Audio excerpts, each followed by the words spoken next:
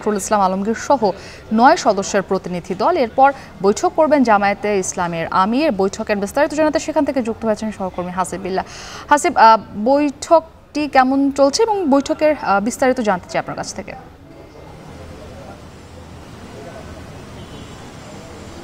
জি, আজ কিছুক্ষণ আগেই আমরা দেখেছি এই গাড়িতে করে এই যমুনার যে প্রধান ফটক রাষ্ট্রীয় অতিথি ভবন এটিতে প্রবেশ করতে থাকেন বিএনপির সর্বোচ্চ নীতি নির্ধারণী ফোরাম এর সদস্যরা। এখানে প্রবেশ করেছেন মির্জা ফখরুল ইসলাম আলমগীর, এখানে প্রবেশ করেছেন মঈন খান, প্রবেশ করেছেন মির্জা আব্বাস, আমির খসরু মাহমুদ চৌধুরী, নজরুল ইসলাম খান, সেলিনা রহমান, সালাউদ্দিন আহমদ এবং ডক্টর খন্দকার মোশাররফ হোসেন সহ 9 জন।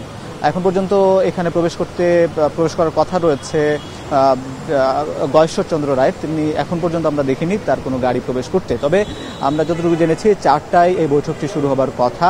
মূলত এই অন্তর্বর্তীকালীন সরকারের প্রধানের সঙ্গে এই রাজনৈতিক দলগুলোর প্রথম বৈঠক হচ্ছে আজ।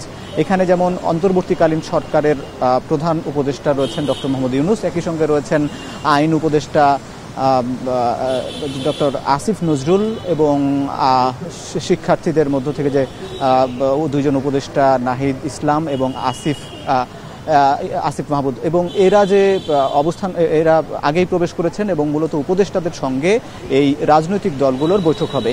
ঠিক একই সঙ্গে এই বিএনপির সঙ্গে বৈঠকের পর জামাত ইসলামীর নেতাদের সঙ্গে বৈঠক করবেন অন্তর্বর্তীকালীন সরকারের উপদেষ্টারা, এবং তারপরে এবি পার্টির নেতারা প্রবেশ করবেন, গণ অধিকার পরিষদের যে 2টি অংশ তারাও প্রবেশ করবেন। সবাইকে আমন্ত্রণ জানানো হয়েছে এবং একই সঙ্গে আজকে খেলাফত মজলিস এর প্রতিনিধি দলকেও আমন্ত্রণ জানানো হয়েছে। মূলত আপনাকে জানিয়ে রাখি যে যেহেতু 2014, 2018 এবং 2024 এই 3টি নির্বাচনে এই রাজনৈতিক দলগুলো অংশ নেয়নি, যদিও এই ছাত্র জনতার দাবির মুখে পদত্যাগ করতে বাধ্য হন আওয়ামী লীগ সভাপতি শেখ হাসিনা এবং তিনি দেশ ছাড়েন। তারপরেই মূলত এই রাজনৈতিক সংকট কাটিয়ে ওঠার জন্য রাজনৈতিক দলগুলোর সঙ্গে এই সরকারের বৈঠক হচ্ছে এবং যেন সার্বিক শৃঙ্খলা ফিরিয়ে আনা যায় এবং নির্বাচনকালীন বিষয় নিয়েও বেশ কথা হবে, আলোচনা হবে। এই ছিল রাষ্ট্রীয় অতিথি ভবন যমুনার সামনে থেকে সবশেষ।